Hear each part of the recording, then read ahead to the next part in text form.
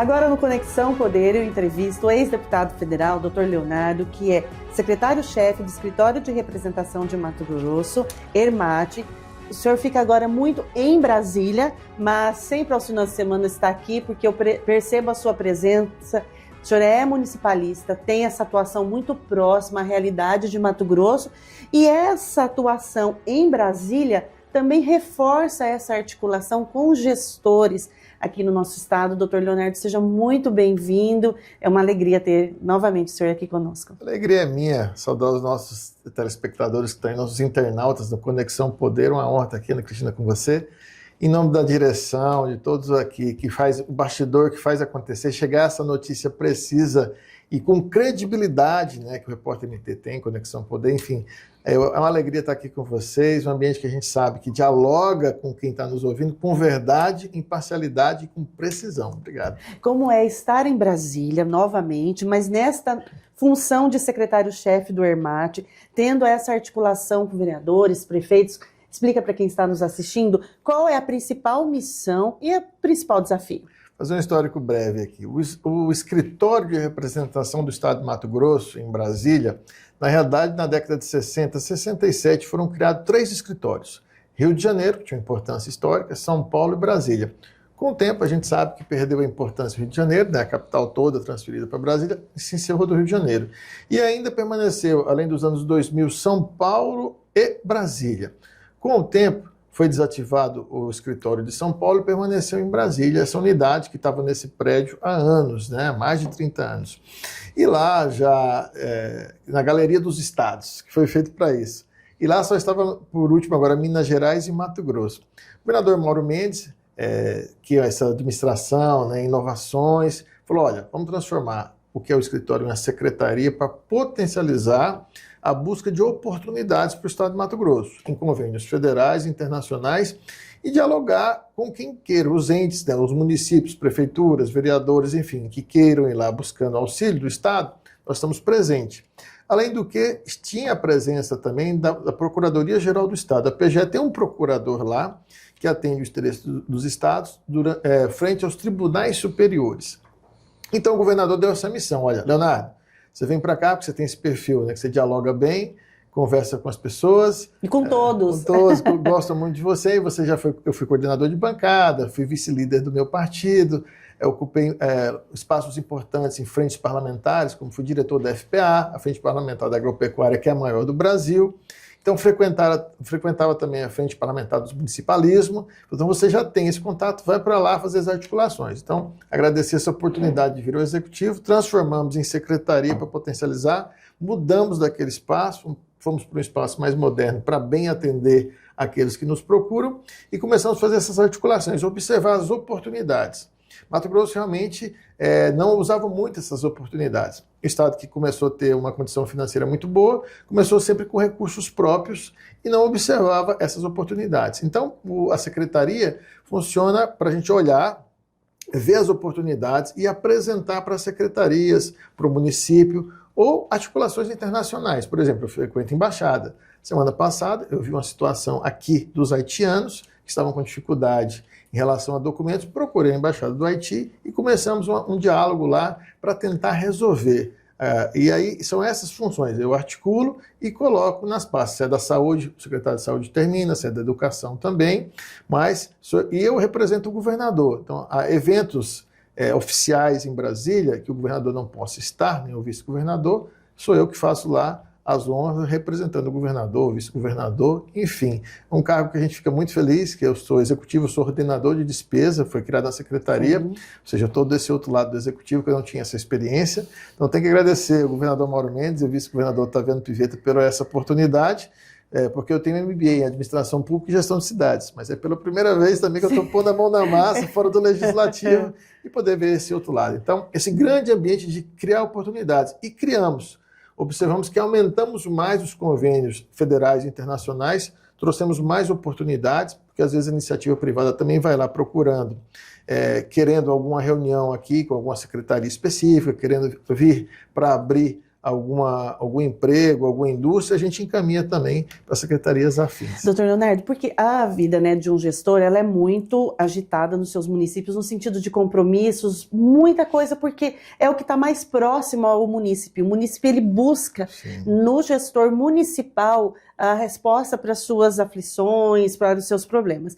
E muitas vezes ele fica sem ter acesso à informação de algo muito importante que está acontecendo. Eu falo isso até pela breve experiência, mais de 4 anos, na Várzea Grande, né, como gestora de uma secretaria, que muitas vezes eu sabia que eu precisava acessar tal recurso, tal edital, e aí a correria do dia a dia, o meu munícipe ali precisando da minha resposta imediata, era muito sofrido. E já desde então, o senhor sempre se colocou muito próximo também aos gestores. Com esta atuação, os prefeitos como um todo em Mato Grosso já percebem que eles têm esse braço direito lá em Brasília. Todos os prefeitos estão buscando, ou ainda precisa que os prefeitos tenham essa procura? Isso, com uma secretaria nova, pega o escritório desde a década de 60, Sim. Realmente... Essa reformulação, né? Isso, com o passar dos anos ele foi sendo esquecido e deixado. E sua função era mais ali para dar apoio logístico. Então, com o governador Mauro Mendes, a gente retoma esse novo lugar. Alguns prefeitos já observaram isso, alguns secretários municipais também, e começaram a procurar.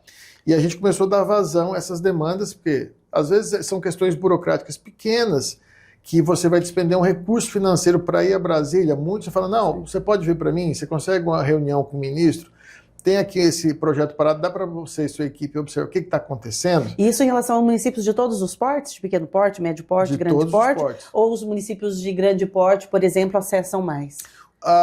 Médio porte e pequeno porte, porque eles têm mais dificuldade de acesso. Apesar que os grandes também nós já atendemos. Mas ainda precisa dos prefeitos conhecerem a secretaria. Para você ter ideia, Cristina, a gente faz um trabalho também muito incrível, que é os pacientes que estão em TFD, tratamento fora de domicílio, para traduzir para vocês.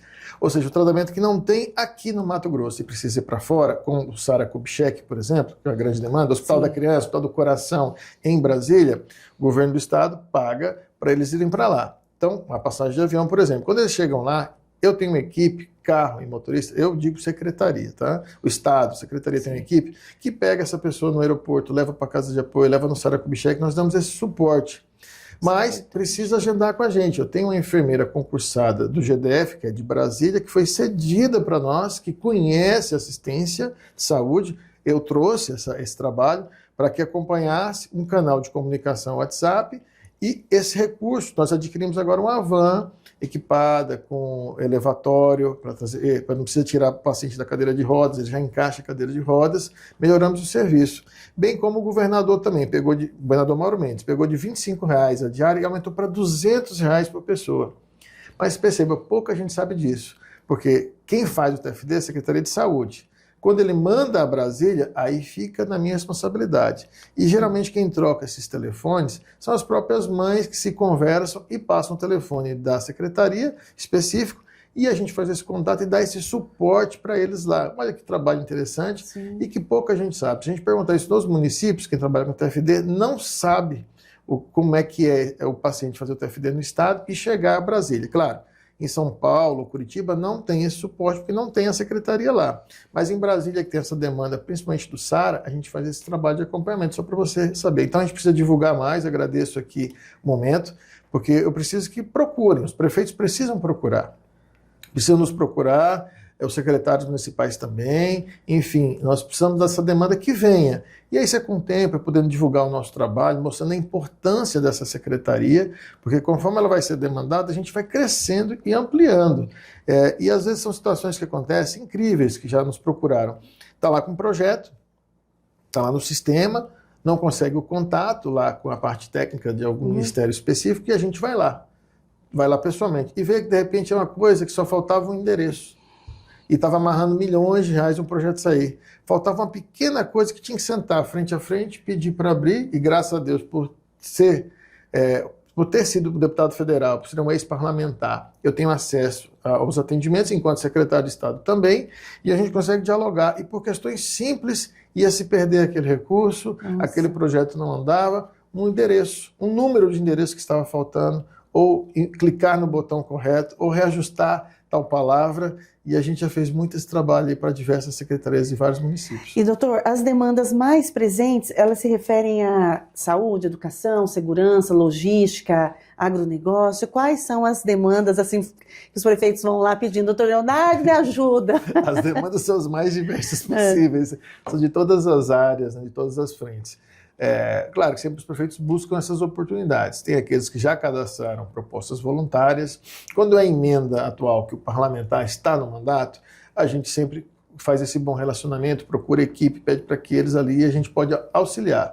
Para aqueles que não está mais no mandato, aí sim a gente entra mais forte, conversa com as assessorias parlamentares dos ministérios ou superintendência para que aquilo aconteça. Ou acompanhar, marcar agenda para eles que querem desenvolver algum projeto, a gente também consegue fazer isso. Mas as demandas são as mais diversas possíveis, né? De saúde, educação, de saneamento, segurança, enfim, procuram muito. A grande investimento o Estado está fazendo, graças ao Estado, que vem com suas contas bem equilibradas, né, o governador Mauro Mendes consegue fazer investimentos de alto porte.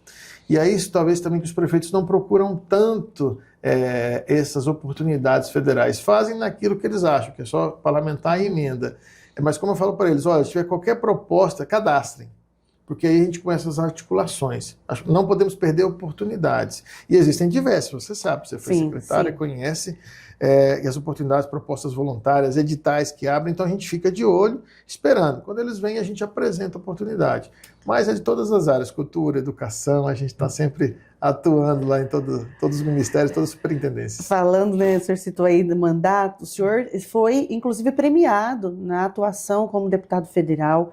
Hoje, ainda, nós temos os reflexos de toda a sua atuação, não só nos projetos de lei, mas os projetos, as emendas, tudo que acontece nos municípios. Mas aí eu quero ir por partes. Nós tivemos recentemente, agora, dia 24 de julho, sancionado pelo presidente Lula, a lei que reconhece a fibromialgia como deficiência. E esta lei é de sua autoria. Minha autoria. A gente pensou com um projeto de lei 3010 de 2019, criando a política nacional para o paciente com fibromialgia, dor crônica, fadiga crônica e doenças correlacionadas. Começamos esse trabalho junto com a Associação Nacional de Fibromialgia, a Anfibro, e ali nós trouxemos Flávia, que é de Santa Catarina, Márcia Aires, que é de Goiás, e aqui no Mato Grosso, né, a Carmen Miranda, a Fibro também, MT, que ela está à frente, nós dialogamos muito, a doutora Elza é uma médica, colega minha, anestesiologista da UFMT, já se aposentou, então tratava muito com dor, então nós juntamos, ouvimos muito essas mulheres, não porque é só de mulher, mas o homem dá, mas é mais raro, na fibromialgia principalmente. Nós ouvimos bastante e criamos esse programa nacional bem abrangente, que fala de pesquisa, de tratamento multidisciplinar, de atendimento, e mostra que essa pessoa ela está com deficiência, ela passa a ser um PCD. Mas claro, que isso precisa ser avaliado, né? Ser quantificado o quanto ela está incapaz, que aí sim poderá gerar benefícios sociais. Para o LOAS, precisa estar na condição social de baixa renda para se enquadrar. E a aposentadoria também precisa ter contribuição e ter uma perícia adequada, um novo modelo amplo. Porque nem todo mundo que tem fibromialgia precisa se aposentar. Tem gente que precisa só se readequar ao seu trabalho, que já acontece no público. Do privado é mais difícil. Existe essa possibilidade, mas a gente tem muita resistência da iniciativa privada em fazer essas readequações. Né? Pode ser feito, mas a gente sabe, e também readequar não só em horários, quanto também dar novas oportunidades de função. Mas a iniciativa privada no Brasil, nós temos essa dificuldade muito grande que outros países já não têm, já é habitual. Mas esse projeto avança muito em pesquisa, porque a fibromialgia, quando eu comecei a faculdade, estava começando a se ouvir mais isso. E olha que eu sou jovem, então não estou falando que eu sou antigo, não. Sou jovem. Mas ela passa a ser doença pela OMS na década de 90. Na década de 80, o Colégio Americano de Reumatologia começou a falar sobre essa particularidade de fibromialgia. E só a partir ali dos anos da década de 90, 2000, que ela passa a ser reconhecida, de verdade. Então, é uma patologia que já existe há muito tempo, porém reconhecida há pouco, que precisa ser mais conversada. Então, educação e promoção em saúde. E nosso projeto fala sobre isso. Não fala só dos benefícios sociais que avança. Passa a ser PCD, passa a ser PCD. E você sabe que se encaixando na legislação, Sim. no estatuto do PCD, tem benefícios, e inclusive sociais, podendo chegar até aposentadoria, caso a caso. Porém, lá fala de pesquisa, de atendimento disciplinar, de divulgar, porque os próprios médicos agem de maneira equivocada com esses pacientes. Eles sofrem muito preconceito, porque você imagina a pessoa que sente dor do fio do cabelo ao dedão do pé. Dor que muitas vezes incapacitante. Eu tenho um Exato. familiar. E não sai em exame. Não sai em exame, é uma dor desesperadora. Exato. Doutor, eu tive chikungunya. E eu tive uma dor que eu fiquei por 2 semanas no escuro, que eu mal conseguia abrir os olhos. Exato. O meu foi bem grave, assim, fui internada 4 vezes, enfim.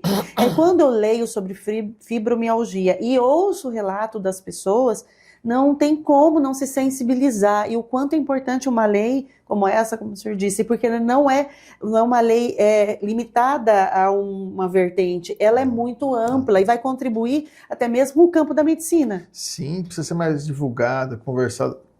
Todas as áreas de saúde precisam falar da fibromialgia, que tem muita gente que tem o quadro de fibromialgia, porém, essa dificuldade do diagnóstico, de chegar, porque é uma doença que precisa ser mais bem discutida na própria área de saúde, não só médico, como enfermeiros, fisioterapeutas, enfim, psicólogos, todos que envolvem ali. O educador físico também é importante no tratamento, mas você passou por chikungunya, você sabe quanta sequela pós-chikungunya de gente que não consegue pisar, que ficou com uma artrite parecendo um reumatismo, só para a gente, não que deforma, para entenderem. E gente que pode chegar até 2 anos essa dor persistente, mas em média 6 meses. Você viu, passou? Imagina você ter isso todo santo dia, o prejuízo que causa na família, no trabalho, nos relacionamentos, a pessoa ter dor forte todo dia, que ainda não inventaram um exame de laboratório ou de imagem que possa. Mas claro que é pela história clínica e a gente faz alguns exames físicos e aí você consegue chegar a este diagnóstico. Então imagina o sofrimento dessas pessoas e lá a gente coloca para dor crônica, fadiga crônica e doenças correlacionadas. Então outras patologias que também têm essa dificuldade vão estar incluídas nessa lei. Doutor, quais outras leis que o senhor gostaria de citar que foram impactantes na vida das pessoas que estão nos assistindo quanto à sua atuação como deputado federal? Nós temos uma legislação muito importante, que até o prazo de validade dela se encerrou agora, está sendo novamente reeditada no Congresso Nacional, que foi a Lei das Ratificações de Terra em Área de Fronteira. Nós tínhamos um problema que, desde a época do Império, que mandaram a gente que fosse para a região oeste para defender o país, as nossas fronteiras, nossos limítrofes, e não só Mato Grosso, mas toda, principalmente a faixa oeste do estado, que vai lá do Rio Grande do Sul até o arco do norte, Amazonas, Roraima e assim vai. E esses brasileiros ficaram por lá e ficaram numa condição que dessas terras não tinha ratificação da sua terra. Quem tinha uma propriedade, até X módulos rurais, porque muda de cada estado para cada estado. Então a gente observando que desde a década de 70 era para ter feito, e o governo alegou, olha, o INCRA vai ser responsável à época, mas não tinha diária, não tinha gente, não tinha tecnologia, para mapear todas as pessoas. Não tinha regularização. Não tinha. E estava gerando um problema que quando chegou na década de 90, falou, quem não regularizou tem que voltar para o Estado. Então a gente viu que gerou um imbróglio, uma brecha jurídica importante e precisávamos olhar. Eu sou um homem da fronteira, eu moro em Caça, região oeste, né?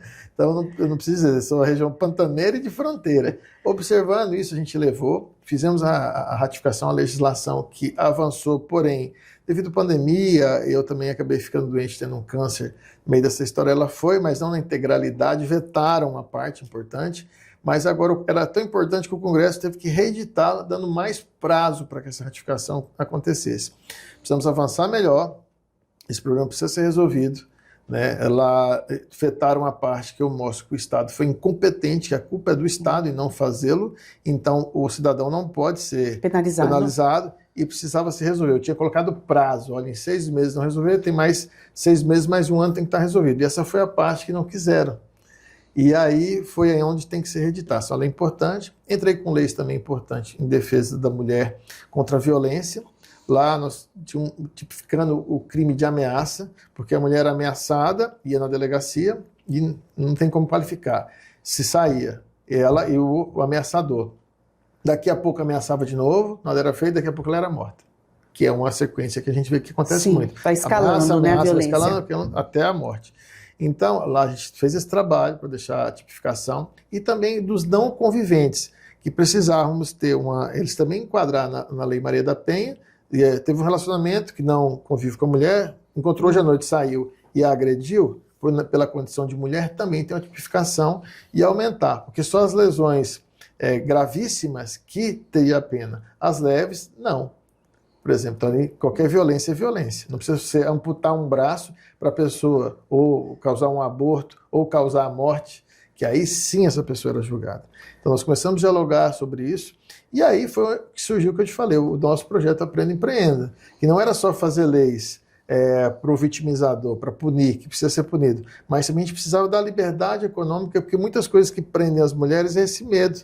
Porque o vitimizador coloca na cabeça dela, você é burra, você é feia, você não é capaz, se você largar de mim, você vai passar fome, você não sabe fazer nada. Os filhos, que nessa hora não é os nossos, é os seus filhos. Seus filhos vão ficar jogados, abandonados.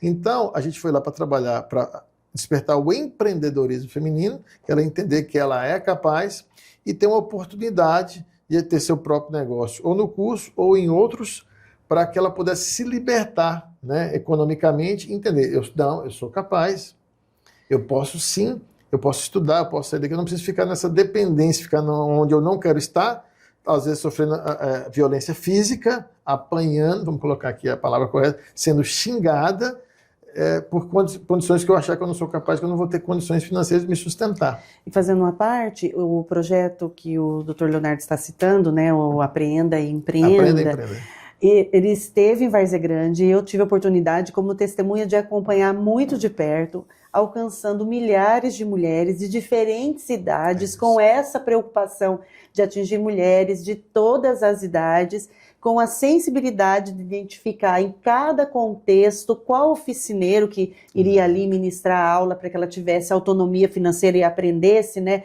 algo que pudesse auxiliá-la no empreendedorismo, tendo essa sensibilidade de fazer conexão com a comunidade. Exato. Doutor, é uma percepção, o senhor me corrija, que eu tenho do seu trabalho, desse cuidado em ouvir o local que vai fazer, onde a sua emenda ou o seu projeto, a sua lei vai alcançar. Ouvir aquela comunidade para que tenha, de fato, o resultado pretendido. Exato. O que eu sei fazer? Cuidar de gente. Eu sou médico.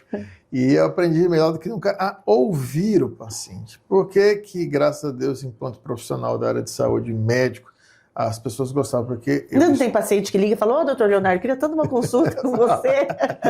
Porque a gente vai lá para Brasília fazer consulta com o doutor Leonardo. Ouvia e escutava, né, o paciente, de verdade. E entender a situação dele, que o ser humano, ele não é só aquele momento da doença, não é só você ter saúde, não ter doença, é global.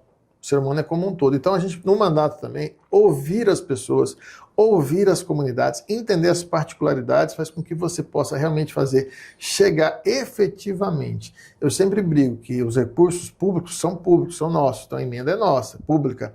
Tem que ser transparente, tem que chegar e tem que ser de maneira que as pessoas conseguem palpar e fiscalizar, ver o que está acontecendo.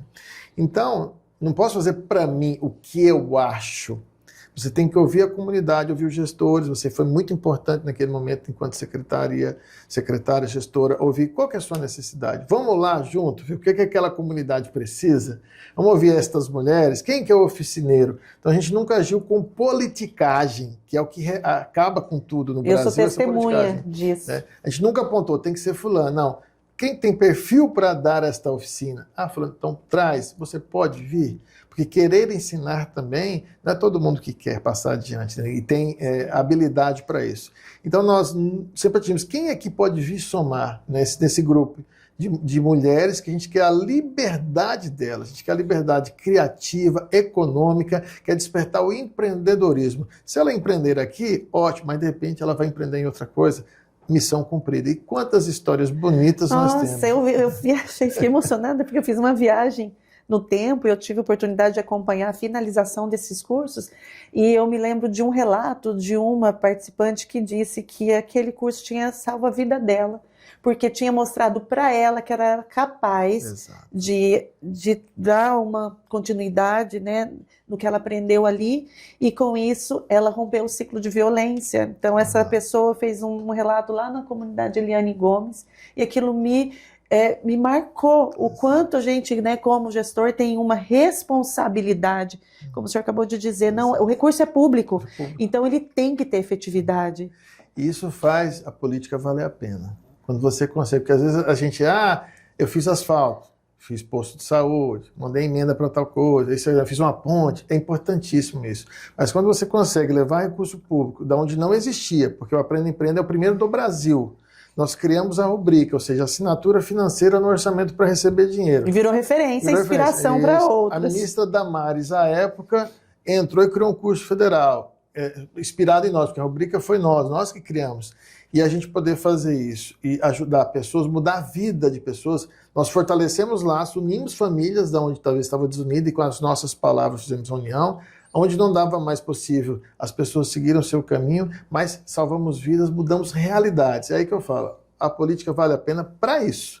Se não for para isso, para a gente impactar a vida das pessoas, levar benfeitorias, ações concretas, ela não serve. Aí você deixa de ser representativo ou ter representatividade para o povo e passam a querer o que a grande maioria quer, interesse próprio e fazer e roubar. É o ilícito. Infelizmente, é o que a gente vê do país e a gente precisa mudar essa chave, né? E essa postura do senhor contra a corrupção sempre foi muito presente, muito firme, doutor? Muito firme. Enquanto deputado estadual fiz diversas CPIs em relação a isso. No Congresso Nacional também criei leis que transformava crime hediondo, principalmente aquele que roubava da saúde, que é a minha grande bandeira. Entramos num grande pacote de crimes hediondos do Brasil, que estava ainda o então senador Pedro Táxi e Cabo Daciolo, na época, e pensei também a mais essa propositura minha para complementar esse projeto, mas infelizmente projetos como esse ficam engavetados. Não tem interesse. Quando a gente quer, eu fui lá para tipificar o crime, para crimes que atentado à vida, não tivessem remissão de pena, e principalmente aqueles, a gente aumentava também a pena no Brasil, e a dosimetria fosse considerada não porque existem remissões, e ela ser efetivamente aplicada no Brasil, ou seja, vou traduzir para vocês, às vezes o juiz tem que dar a mais tempo, porque ele sabe que se ele der menor, aquela pessoa vai sair por tanta possibilidade que ele tem, o bom comportamento. O cara matou, estuprou, ele tem bom comportamento na cadeia, então ele vai ter condições de sair. E lá a gente fala, opa, não, você atentou contra a vida, amigo. Se você pegar 40, no caso eu queria aumentar para 40, 50 anos, você vai cumpri-la. Regime fechado, sem ter alternativa do início ao fim. Você não tem bom comportamento, você tinha que ter tido aqui fora. Você rompeu a possibilidade de ter. Agora, é claro que outros crimes, aí é avaliado caso a caso. Mas aquele que matou, estuprou criança, sequestrou esse cidadão, não tem que ter remissão alguma. Tem que cumprir na completitude. Mas, infelizmente, a gente não consegue nem assinatura, porque a gente precisa ter assinaturas para colocar um projeto de lei. Projetos como esse, a gente briga, vai lá, a pessoa assina, tira a assinatura por pressões de partido. É uma discussão. Qual que é o entrave? O senhor acredita assim que as pessoas... Existe uma ala de política brasileira que não quer mexer com esta parte, né? E não quer encarar a questão de segurança pública como um grande problema brasileiro. Claro que a gente tem que dar oportunidade para as pessoas. Eu sou cristão, né? Então, humanista? Sou humanista, sou médico, então não vou defender nunca pena de morte. Não tem jeito, mas o cidadão tem que ter pena. Não pode ficar na impunidade. É a impunidade que leva a tudo isso. E a gente tem que encarar, sim, que no Brasil real é diferente do Brasil que sonha essa parte política, e a gente sabe que tem dificuldade, principalmente com a ala da esquerda, isso é uma realidade, eu tenho que falar aqui, que eu vivia, não estou mentindo, de discutir temas como esse, segurança pública, que precisa ter pena, precisa ser penalizado. Mudou o perfil, o adolescente de 16 anos não é mais aquele adolescente da década de 70, mudou, os tipos de crime mudaram. Então o senhor defende também a maioridade penal, os 16 já ser... Sim, os casos estão aí, a sociedade está vendo. Entendeu? A gente tem que dar oportunidade, mas tem que penalizar quem o faz. E a gente começou a trabalhar isso tudo lá. Não adianta tapar o sol com a peneira. Nós vemos um problema social grave, se nós não tomarmos medidas, o problema está aí e vai só piorar. Nós não podemos nos transformar, né, na Colômbia e no México. A gente vai deixar, é o que já está acontecendo, então a gente precisa agir. E vai agir com educação, com saúde, com qualidade de vida, oferecer emprego para as pessoas, né? E aí, para quem comete o ilícito, você tem penas rígidas e sinceras. Não sei como no país que quem mata não dá nada. É importante o que o senhor disse, né?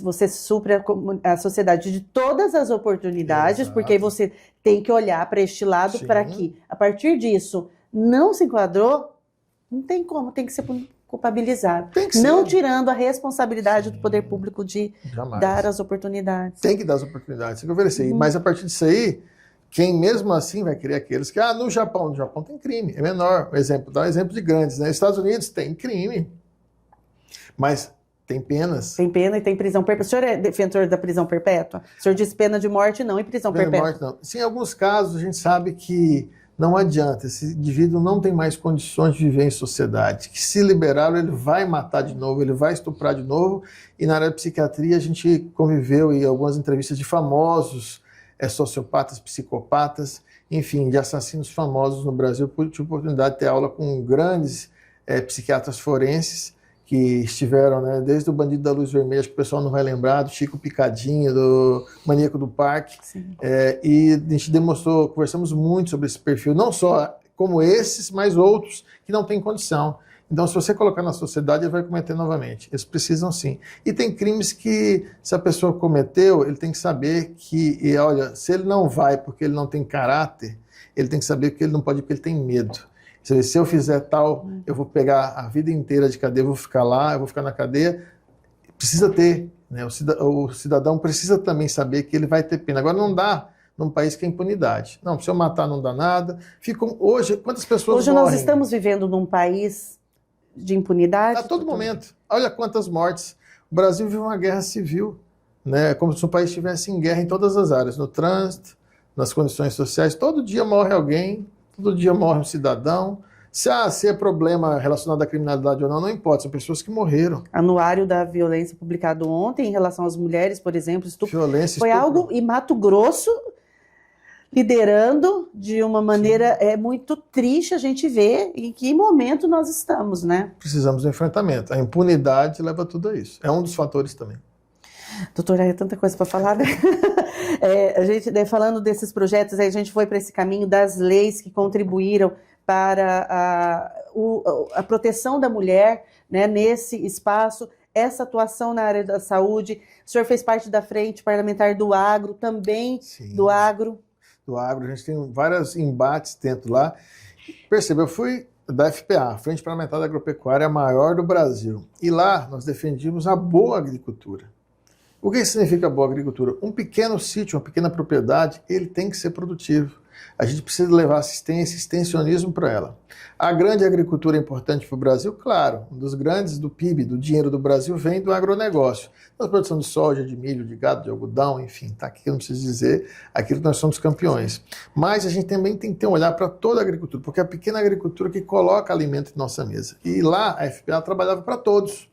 Claro que as grandes associações do algodão, da soja, do milho, das sementes, que compõem o Instituto Pensar Agro, né, bancam todas as pesquisas que acontecem na área e ajudam a gente a desenvolver projetos. Licenciamento ambiental, que a gente teve que encarar, no Brasil é um absurdo.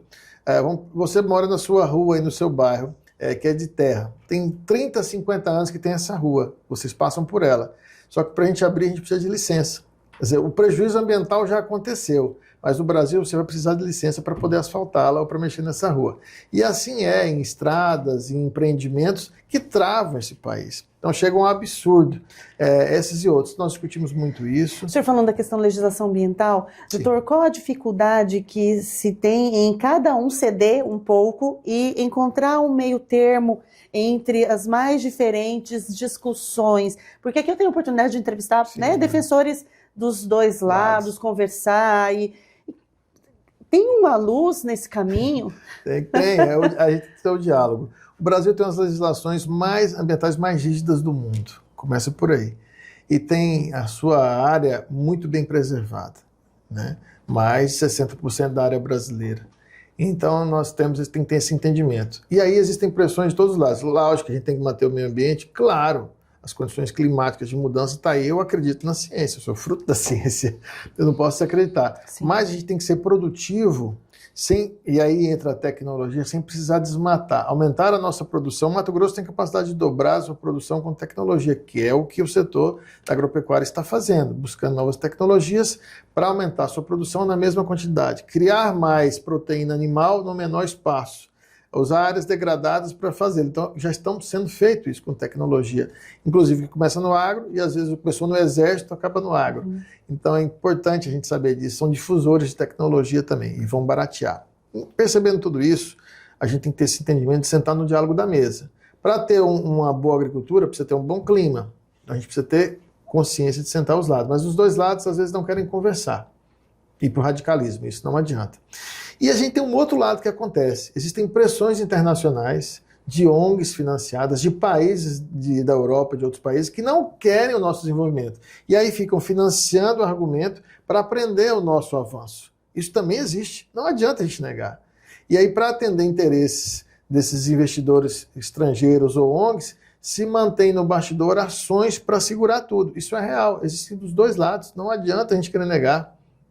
Então, existem interesses, sim, internacionais, que o país não cresça, não desenvolva, não melhore, não amplie suas áreas, sua potencialidade, e aí faz um discurso de defesa da natureza, e lá no país deles eles devastaram tudo, tiraram tudo, não tem mais, né, o que fazer.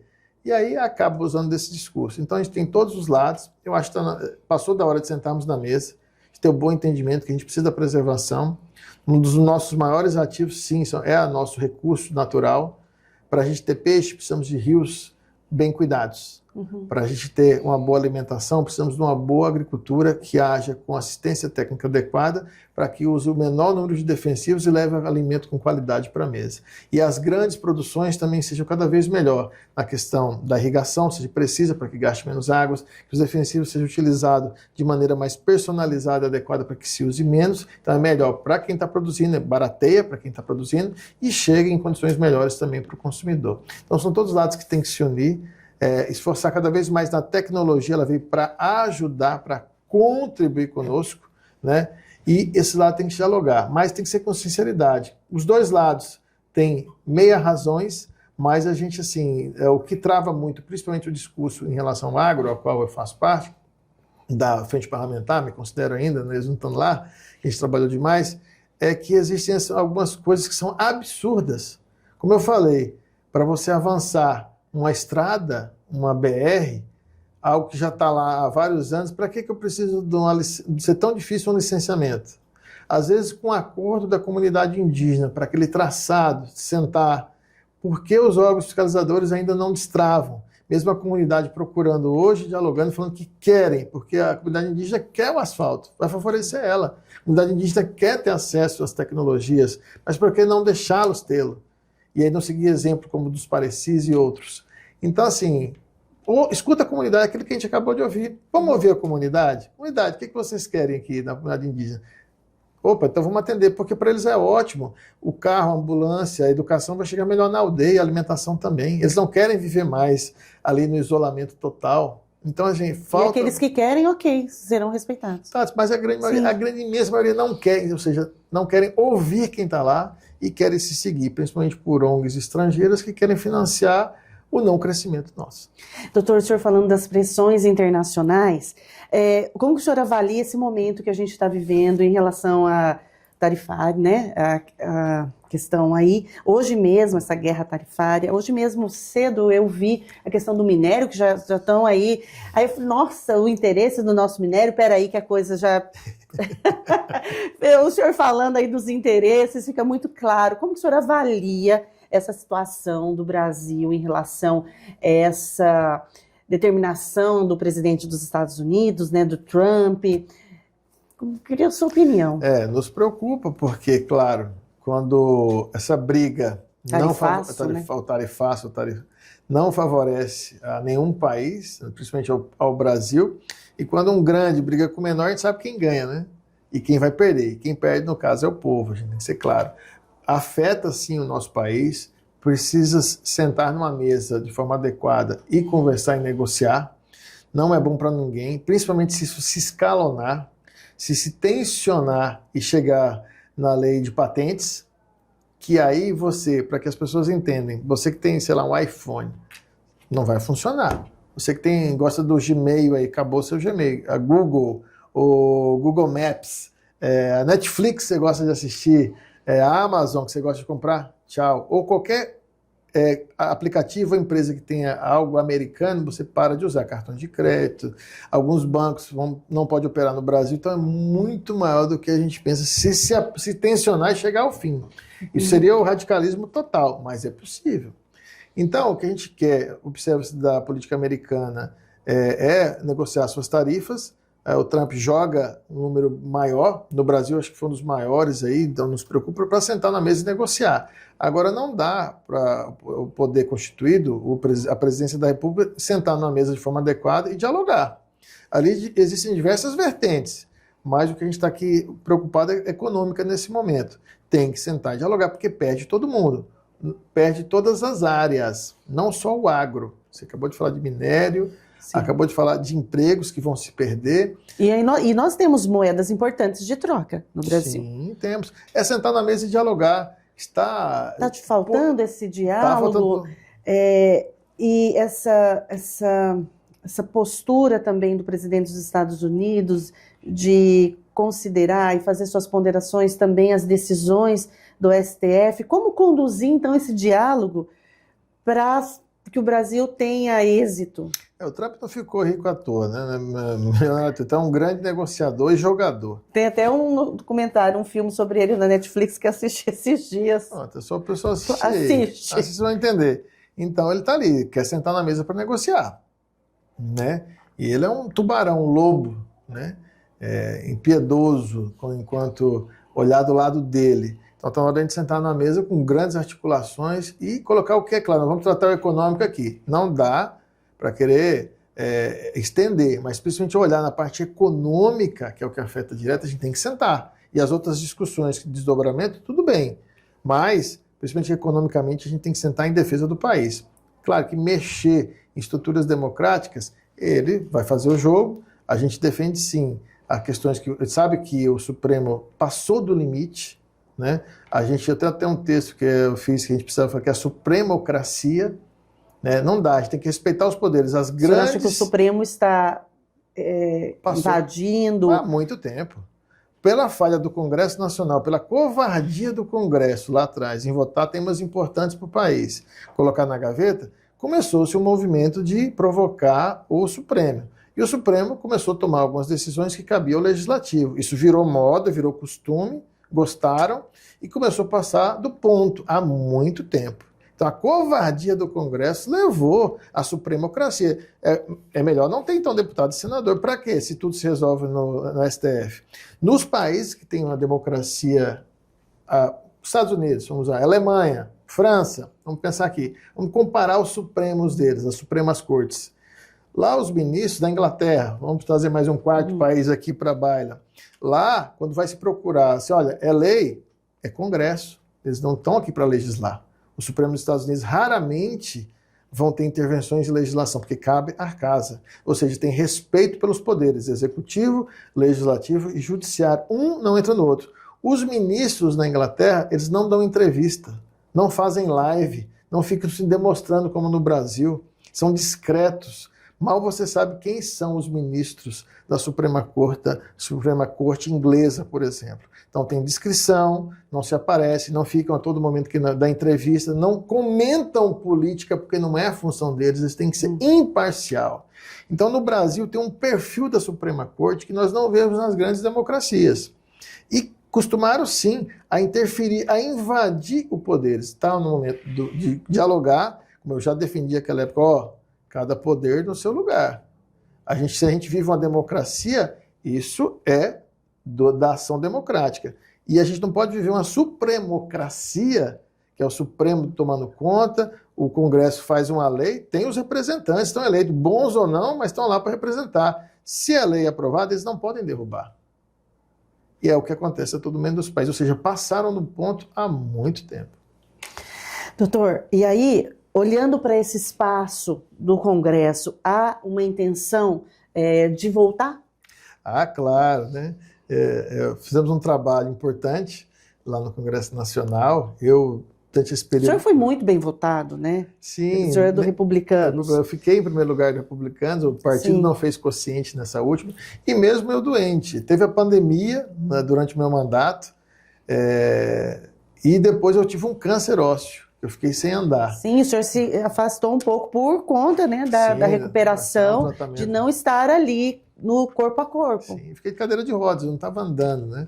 Mas mesmo assim, a gente continuou trabalhando até pela minha sanidade mental. E fizemos um bom mandato, né? Graças a Deus que foi representativo, que chegaram as ações na população mato-grossense e leis nacionais, que também vão mudar situações por todo o país. Então, cumprimos o que se tem que fazer, legislar, né, olhar o orçamento, fiscalizar, fazer chegar essas ações na população brasileira com leis e no Mato Grosso também. Então nós cumprimos um bom papel. E isso, devido a toda essa situação, a gente sente, as pessoas sentem falta, onde a gente conversa com gestores da população, sentem falta desse perfil, né, e nos incentivam a pensar assim na pré-candidatura novamente. Pelo mesmo partido? Hoje eu estou no Republicanos, um partido que tem boas perspectivas, e nós temos aí uma pré-candidatura a governador, que é o Otaviano Pivetta, estamos trabalhando para isso, esse grande arco de aliança, estamos no grupo político junto com o governador Mauro Mendes, para darmos continuidade a avançar as obras e essa boa administração para o Mato Grosso. Mas eu falei, precisamos ter chapa. Como eu falei, eu fiquei em primeiro lugar, não fez quociente. Então, Republicanos hoje, por ter uma pré-candidatura a governo, vem se movimentando, mas precisa ter, a gente precisa olhar, porque senão não tem como ficar num partido que não vai fazer quociente, que não vai. Então é a hora do diálogo, a hora da conversa, né? Estamos articulando a pré-candidatura do Otaviano Pivetta, governador, e todo esse arco de aliança, mas os partidos a gente está dialogando e em breve vamos ter essa decisão, né, final. Quando o senhor avalia a questão das eleições estaduais, né, o Otaviano Pivetta, ele vem como um nome muito forte, aí, endossado pelo governador Mauro Mendes, entendendo que nós estamos num estado que tem uma tendência ao centro, à direita, e outros nomes também surgem também deste movimento de centro e centro-direita e de direita. Isso poderia, de alguma maneira, dividir os votos ali? Como o senhor avalia esse cenário? Mato Grosso é um estado de direita, a gente sabe disso. Até ouvi um ex-prefeito falar que a esquerda ganhou sei lá quantas vezes a presidência da República, Dilma e Lula, e o estado aqui desse tempo todo, sempre a direita ganhou. Claro, por isso que o estado que mais cresce. Por isso nós tivemos o maior crescimento a ritmo chinês, porque nós sempre escolhemos não estar nesse outro campo. Porque a resposta está clara, então não tem que conversar. O Mato Grosso demonstrou crescimento com esse pensamento ideológico político. Então, mas aí nós temos também Rosa Neide, que teve muito voto nesse contexto. Professora Rosa Neide. Lúdio, que veio para uma eleição aqui e ele mas os nossos governadores, os prefeitos da capital, não precisa dizer, do outro estado, a grande maioria está no campo da direita. Mas e aí, com vários nomes, talvez entrando, né, tendo o Otaviano Pivetta, né, sendo o candidato aqui no Republicanos, junto com a União Brasil, e aí o PL também um outro nome. Isso não poderia dividir esses votos? Ah, sim, com certeza. E aí fortalecer aqui o nome da esquerda? Entendi sua pergunta, que é o que o campo da direita está dialogando, né? Se racha, para você entender, rachar. Exatamente. Né? Por mais história, nós temos sim os eleitores aqui que têm o pensamento ideológico, aqui não é briga ideológica, então vem os haters aqui, que pensam, legal, parabéns para vocês têm para lá o pensamento, que tem essa votação, tá aí que a gente falou, mas tem um outro campo, tá aqui, se rachar a direita favorece a esquerda, é possível, ao Senado, por exemplo, né? Ao governo, porque às vezes você ter 2, 3 candidatos, não tem tanta impacto, mas quanto mais se rachar a direita, mais favorece a esquerda, para ser bem prático para a população, principalmente na questão de mandatos majoritários, como o Senado, por exemplo, isso é bem claro. A governo também se racha muito, que aqui tem uma votação que já está fixa. E aí o racha da direita favorece a esquerda no país. E o senhor é defensor que Mato Grosso tem esse desenvolvimento porque é um estado de direita. Isso já se prova há mais de 20 anos, né? E, doutor, a gente caminhando aí, já fui mais de hora com ele? Não. Ainda não? Não passou uma hora? Ah, então eu tenho tempo para conversar mais. Tá de boa. Doutor, e aí voltando, né, para essa questão, né, tem toda essa... O senhor teve essa experiência como deputado estadual, atuou como deputado federal, e aí a intenção pré-candidato a deputado federal. O que mudou? Por que, como deputado federal, o senhor acredita que contribui mais, embora tenha muita atuação como deputado estadual, pela hoje sua movimentação e articulação em Brasília, pelo escritório? Isso, se você perguntar para mim, né, a diferença de deputado estadual para federal, é incrível. O deputado estadual aqui tem tanta infraestrutura e capacidade de trabalho como se fosse um Senado lá em Brasília. O deputado federal, as condições estruturais são menores, né? O pessoal imagina ao contrário, né? O gabinete lá nosso é bem menor, em Brasília. A gente imagina ao contrário. Aqui, em Brasília, do lado federal. Aqui, deputado estadual aqui é nababesco, né?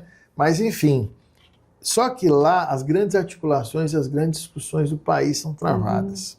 Lá que a gente pode fazer legislações que podem ter impacto nacional. Lá nós podemos também levar recurso financeiro através de bancada, que são as emendas estruturantes, para atingir melhor objetivo. Apesar que hoje os deputados estaduais também, através do governo estadual, aumentou muito a questão de emenda, né? Estão praticamente semelhantes. Mas principalmente o nível de discussão em Brasília, o rito, a participação das comissões, ou seja, você querer trabalhar de verdade lá, abre muita possibilidade. Por isso que eu participei de muitas comissões, de muitas frentes. Eu fui lá mesmo para trabalhar de verdade. Então a gente discutiu de diversos temas. Então lá você consegue pessoas como eu que gostam de debater, têm facilidade de dialogar em diversas áreas, propor temas importantes, de participar de discussões. Nós tivemos mais de 600, quase 700 proposituras discutindo no Congresso Federal. E nós temos pares qualificados? Nós temos, quando a gente olha para o Congresso Nacional, nós temos a maioria, né? Porque a gente, né? O mundo é assim, mas a maioria tem conhecimento, plena profundidade daquilo que está se discutindo? Não. Infelizmente, dos 513, eu digo uns 100 qualificados. Os demais não sabem nem por que estão ali. Mas faz parte da representatividade. Cabe ao eleitor avaliar melhor, votar melhor, não vender o seu voto, né? O Brasil tem essa questão, eu sei que uma campanha tem custo, e a grande maioria que tem situação financeira melhor se favorece disso para levar sua mensagem ao eleitor. Não estou falando nem de comprar voto, nem do crime, porque ainda se compra muito voto no país, as pessoas vendem o voto. E tem até conta matemática, compra X para cair Y. Então isso é real, não adianta, eu não estou aqui para mentir, não estou nem na idade, né, disso. E tem investigações. Isso é real, precisa melhorar isso, essas investigações. Aqueles que abusam do poder econômico, que a todo momento isso acontece na política, tinha que ser uma legislação mais clara e pesar mais a mão. Isso está acontecendo com o tempo, mas ele está muito acanhado. Então a gente percebe tudo isso, e aí chegam pessoas lá, ou porque usa a internet, ou porque é um ator, ou porque, sei lá, enfim, vários motivos. A representatividade é diversa. Mas, infelizmente, chegam lá, às vezes até bem intencionado, mas não sabe por quê, não sabe o que vai fazer. Se decepciona e encerra ali. Não tão afim de trabalhar, porque lá o ritmo é puxado, é diferente do que as pessoas imaginam. Se você quiser, tem comissão a toda hora, a todo momento, discussões de todas as sortes, projetos de leis importantes, você tem discussões em diversos representatividade do Brasil inteiro, então se você quiser mesmo, lá tem. Exigência intelectual intensa. Intensa. E às vezes não conseguem, então se acanham, vão só pelo que o partido fala, ou a liderança ali está conduzindo. Então, assim, na realidade, infelizmente é isso. Aí eu falo, né, o Congresso é a representatividade do povo, que é o que eles falam. Então a gente tem que olhar melhor na hora de votar, porque a imensa maioria não sabe o que estão fazendo ali ou não tem condições de estar ali representando efetivamente em alguns temas. E aí existe uma outra tese em relação a isso, né? Que fala, devido a isso, como esses parlamentares não conseguem representar o povo, a população deu descrédito na classe também, porque não vê representatividade, não vê, olha, eu votei, mas não me ouve, não estou aqui tendo sinergia comigo. Então, passa a ter a desvalorização. E uma outra grande maioria que só quer se dar bem, acha que a política é caminho para se dar bem, também faz com que caia no discreto. Então, a política caiu no discreto, o político também a população não acredita. Não vai dar nada mesmo, então eu também não vou votar de qualquer forma. Então, olha que ciclo que a gente precisa romper. Então, precisamos ter quadros qualificados para que a população se sinta representada. Eu não estou falando de gente que tem universidade, não. Tem gente, às vezes, que não tem, né, um doutorado, mas são pessoas tão sábias e realmente transmitem o que a população ou aquele segmento que ele representa quer. E a gente tem que respeitar essa pessoa. E eu respeito a toda. A sabedoria popular, a sabedoria é algo que você não encontra na faculdade, na universidade, sim na vivência da pessoa. Então a gente ouve, respeita. Então esses quadros têm que ser mais bem qualificados. E aí, nesse momento, acho que o país, em um futuro, espero não tão distante, vira essa chave e a gente possa mudar, que a classe política volte a ter o respeito por ações, por trabalho com a população e realmente representando o povo. E, doutor, para a gente ir finalizando, o senhor prevê uma eleição presidencial polarizada novamente, a guerra entre famílias, brigas de WhatsApp, marido separando de mulher, porque essa dificuldade de respeitar aquele que pensa de maneira diferente, difícil. Mas é uma eleição raivosa. Nós vamos ver. Principalmente eu fico tão triste ver amigos brigando, família, irmão deixando de falar com o irmão, esposo brigando com a esposa. Não consegue ter um diálogo respeitoso. A gente vê pela rede social, a gente coloca uma ideia, as pessoas querem debater lá, não respeitam a sua opinião, né, querem agir com agressividade em relação à opinião do outro. Né, então, assim, não sabem participar do espaço democrático. Então, a gente vai ver, sim, acirrada, polarizada ainda. Infelizmente, a indústria da fake news, principalmente com o avanço das inteligências artificiais hoje, nos preocupa muito que podem ser utilizadas, porque você pode pegar e imitar a voz de alguém. Sim. Você pode colocar a imagem de alguém que ela não fez. E o uso de fake news, eu passei na eleição isso, fizeram fake news ainda na época de panfleto, houve uma alteração do resultado, a justiça não fez nada, eu passei por isso. Infelizmente, a gente não vê um avanço da tecnologia para conter isso. E as pessoas usam isso da maneira errada, porque a tecnologia é bom, o WhatsApp é ótimo, facilitou o meio de comunicação, tão legal, mas durante a campanha vai ser utilizado, sim, Telegram, Instagram e outras ações para fazer ludibriar o eleitor, para distribuir mentiras. Aí chegam aquelas mensagens de telefone que eles compram um chip, disparam, depois quebram, não conseguem rastrear com mensagem errada, com mentiras, para denegrir, para deturpar. Então, se você está vendo alguém falar mal de algum candidato, não é de graça isso. Eles querem derrubar aquela pessoa. Então, essa maneira de fazer política de todos os lados. De todos os lados. O jogo é sujo, só poder por poder. Não querem sentar com o eleitor, olha, eu tenho esta proposta, eu vou te representar por isso, eu vou fazer isso, ou querem demonstrar o seu trabalho, o que eu fiz, porque a grande maioria passou por lá também e não tem nada para mostrar de efetivo, a sua função que você estava disposto a exercer. Então isso precisa ser dialogado melhor. No país também, essas questões das publicidades de eleição, muito santinho derramado, é um problema ecológico, adesivos de carro, que a gente sabe que a grande maioria quer para pegar combustível, pagar para colocar santão em casa, então isso tem que ser mais bem delimitado, porque quem vai para a campanha quer andar, quem quer dialogar, quem quer fazer reuniões, quem quer discutir, vai achar outras metodologias, então precisa ainda ser muito bem discutido de verdade. Mas no país aqui a gente gosta de fazer meia lei, né? Para dizer que faz mais ou menos, deixa brecha, daqui a pouco a gente está rediscutindo de novo, não quer sentar de maneira séria, definitiva e para finalizar aquele assunto. A gente sempre deixa brecha, um cipual jurídico que favorece a parte de jurisprudências imensas. Sim. E por aí vai. Então esse país ainda tem muito que exercer a nossa democracia, temos muito que fazer, mas para manter confiança, né? Não podemos desanimar, porque tem jeito. E o ano que vem vai ser árduo. Árduo, muito árduo, né? Principalmente a campanha presidencial, que será polarizada, sim, não adianta a gente, e a gente vai viver até os últimos momentos aí, várias emoções, e vamos aguardar para vivê-las.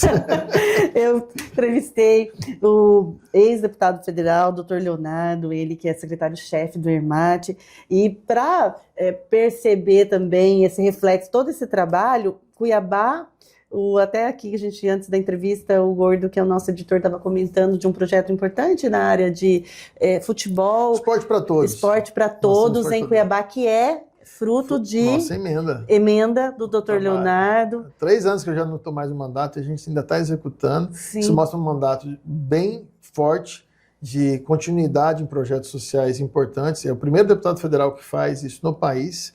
Nós chegamos na ponta, investindo... Dialogamos com professores sobre autismo, levamos esporte para essa criançada, diversas modalidades, não só o futebol, mas a gente gosta muito de futebol. Sim, Várzea Grande, um projeto importante na assistência social, serviço de convivência e fortalecimento de vínculos, ali com oficinas culturais. De todas as áreas, ensinando literatura, despertando a arte e as pessoas aprenderem a ler. Como eu falo, a gente tem que oferecer tudo.